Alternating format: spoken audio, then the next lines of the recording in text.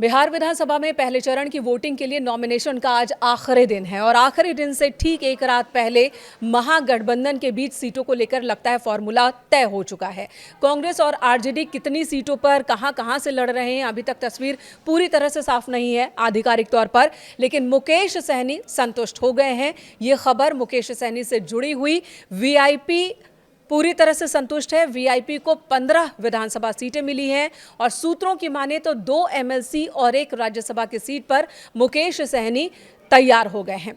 40 से कम सीट पर मैं नहीं लड़ूंगा, साथ ही उप मुख्यमंत्री का पद मेरे लिए सुनिश्चित कर दिया जाए, तब मैं महागठबंधन का हिस्सा रहूंगा। ये बात कहने वाले मुकेश सहनी 15 विधानसभा सीट पर चुनाव लड़ने, 2 एमएलसी सीट और 1 राज्यसभा की सीट पर अब संतुष्ट है। आज वो नॉमिनेशन भी फाइल कर देंगे। आपको बता दें, एक वक्त था जब मुकेश सहनी लगातार नाराज दिख रहे थे। उन्होंने राहुल गांधी को चिट्ठी तक लिख दी थी कि मैं 40 से कम सीट पर आया, 30 तक आया, अब इससे ज्यादा नीचे नहीं जाऊंगा।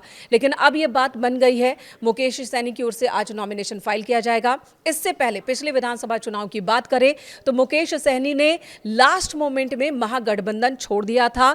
वो एनडीए में शामिल हो गए थे। 11 सीटों पर चुनाव लड़ा था उन्होंने। 4 पर जीत हासिल हुई थी उनके पार्टी के नेताओं की, यानी कि 4 विधायक बने थे। लेकिन जैसे ही चुनाव के नतीजे सामने आए, उन चारों विधायकों ने एनडीए का दामन थाम लिया, मुकेश सहनी को छोड़ दिया। यानी कि मुकेश सहनी की पार्टी वीआईपी के पास एक भी विधायक इस वक्त अपना नहीं, और यही वजह है कि बार्गेनिंग जिस तरह से वो करना चाह रहे थे तो काफी कठिनाई उन्हें हुई कांग्रेस और आरजेडी से बार्गेनिंग करने में। लेकिन जो खबर अब आ रही है कि तेजस्वी ने उन्हें भरोसा दिया है कि 2 एमएलसी की सीट और 1 राज्यसभा सीट उनकी पक्की है और 15 विधानसभा सीटों पर चुनाव लड़ने को उन्हें दिया जा रहा है महागठबंधन में। साथ ही आपको बता दें, मुकेश सहनी खुद को सन ऑफ मल्लाह कहते हैं। उनका कहना है कि उनके खुद के जो वोट परसेंटेज है वो नतीजों को प्रभावित करने के लिए बहुत मायने रखते हैं, और अब जो दावे उन्होंने किए हैं उन दावों को सच में बदलने का वक्त उनके सामने आ गया है।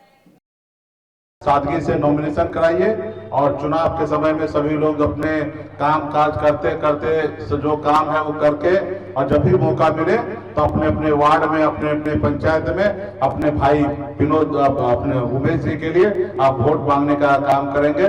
क्योंकि लोकतंत्र में जनता जो है वही मालिक है। पहले राजा के घर में रानी के कोख से बच्चा जन्म लेता था, वही राजा बनता था, लेकिन लोकतंत्र में जनता मालिक है।